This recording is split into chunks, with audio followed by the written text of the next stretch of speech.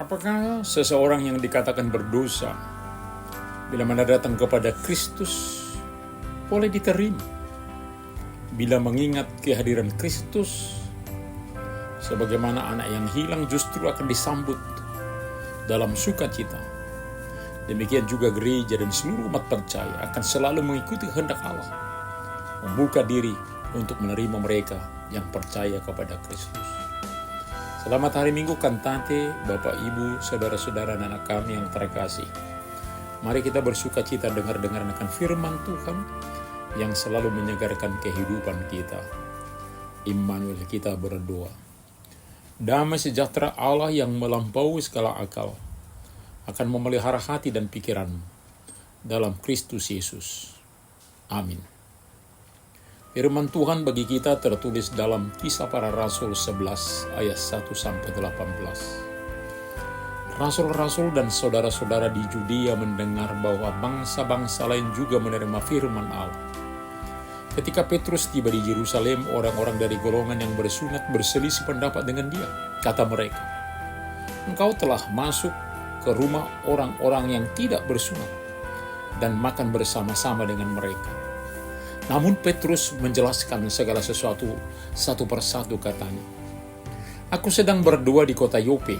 Dalam keadaan diliputi kuasa ilahi, aku melihat suatu penglihatan. Sesuatu seperti kain lebar yang bergantung pada keempat sudutnya diturunkan dari langit sampai di depanku. Aku menatapnya dan di dalamnya aku melihat segala jenis binatang berkeempat dan binatang liar dan binatang melata dan burung-burung. Lalu aku mendengar suara berkata kepadaku, 'Bangunlah Petrus, sembelilah dan makanlah.' Namun aku berkata, 'Tidak Tuhan, tidak. Sebab belum pernah sesuatu yang haram dan yang najis masuk ke dalam mulutku.' Tetapi untuk kedua kalinya, suara dari surga berkata kepadaku, 'Apa yang dinyatakan halal oleh Allah, tidak boleh engkau nyatakan haram.' Hal itu terjadi sampai 3 kali. Lalu semuanya ditarik kembali ke langit. Seketika itu juga 3 orang berdiri di depan rumah tempat kami menumpang. Mereka diutus dari Kaisarea kepadaku. Lalu kata Roh kepadaku, 'Pergilah bersama mereka tanpa membeda-bedakan.' Keenam saudara ini pun menyertai aku. Kami masuk ke rumah orang itu. Dan ia menceritakan kepada kami bagaimana ia melihat seorang malaikat berdiri dalam rumahnya dan berkata kepadanya, 'Suruhlah orang ke Yope untuk memanggil Simon yang disebut Petrus. Ia akan menyampaikan suatu berita kepada kamu, yang melaluinya kamu dan seluruh isi rumahmu akan diselamatkan.' Ketika aku mulai berbicara, turunlah Roh Kudus ke atas mereka sama seperti ke atas kita dahulu. Lalu teringatlah aku akan perkataan Tuhan. Yohanes membaptis dengan air, tetapi kamu akan dibaptis dengan Roh Kudus. Jadi jika Allah memberikan karunia yang sama kepada mereka, seperti kepada kita pada waktu kita percaya kepada Tuhan Yesus Kristus, bagaimana mungkin aku mencegah Allah?" Ketika mereka mendengar hal itu, mereka menjadi tenang, lalu memuliakan Allah, katanya, "Jadi kepada bangsa-bangsa lain juga Allah mengaruniakan pertobatan yang memimpin kepada hidup." Bukan hanya kepada umat Israel Allah mengaruniakan pertobatan, ternyata ikut juga bangsa-bangsa lain. Maka setiap orang patut bersuka cita memuji-muji Tuhan dengan anugerah tersebut. Pertama sekali, Petrus ditegur sesama Yahudi pengikut Kristus, golongan yang ketat terhadap tradisi Yahudi. Sebab dia makan bersama-sama dengan orang-orang yang tidak bersunat. Sang Rasul bersedia ditegur, serta memberi penjelasan apa yang sebenarnya terjadi. Begitulah para pengikut Kristus menjalin komunikasi yang baik saat ada perbedaan paham terhadap suatu masalah. Lalu Petrus menceritakan pengalamannya, di mana Allah memberi peringatan kepadanya, serta melihat bahwa karunia Allah diberikan bagi mereka. Ketika Allah menerima bangsa-bangsa yang tidak bersunat dan menganugerahkan Roh Kudus kepada mereka, maka Petrus akan mengikut bagaimana Allah berkehendak. Ternyata Tuhan tidak fokus lagi hanya bagi orang Yahudi, orang bersunat. Sekarang dia menyatakan diri kepada semua orang, seluruh bangsa-bangsa. Allah memberikan karunia yang sama kepada mereka yang bukan Yahudi. Seperti kepada orang bersunat pada waktu percaya kepada Tuhan Yesus, Maka Petrus mengatakan, bagaimana mungkin aku mencegah Allah berbelas kasih pada semua orang? Ketika teman-teman Petrus mendengar hal itu, mereka menjadi tenang, lalu memuliakan Allah, katanya. Jadi kepada bangsa-bangsa lain juga, Allah mengaruniakan pertobatan yang memimpin kepada hidup. Jadi bangsa Yahudi yang membutuhkan kasih karunia Tuhan, sama juga dengan bangsa-bangsa lain, butuh kasih karunia-Nya. Maka kita akan selalu mendahulukan kehendak Allah, dan itulah yang terbaik. Bukan apa yang kita biasakan yang menurut kita sudah tepat. Biarlah pemikiran kita boleh dikritisi kuasa firman Tuhan, diubah ke arah yang lebih baik. Tembok pemisah yang sering didirikan umat manusia, sekarang dihancurkan oleh berita Injil. Di Minggu Kantate ini kita akan bersama-sama menyuarakan nyanyian syukur, nyanyian yang baru bagi Allah, sebab kita setiap orang boleh menerima kasih karunia Tuhan. Amin, kita berdoa. Terima kasih Bapa untuk firman yang menyejukkan hati kami setiap orang, bahwa anugerah Tuhan diberikan bagi setiap orang. Biarlah hati kami terbuka untuk boleh saling menerima di dalam Tuhan.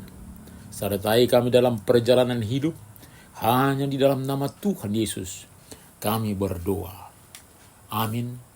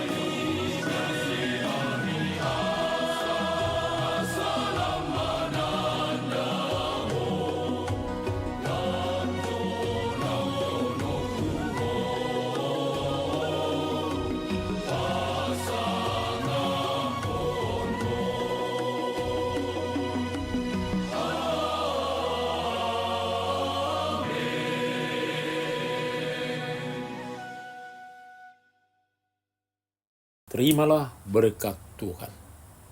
Tuhan memberkati engkau dan melindungi engkau. Tuhan menyinari wajahnya kepada engkau dan memberi engkau kasih karunia. Tuhan menghadapkan wajahnya kepadamu dan memberi engkau damai sejahtera. Amin.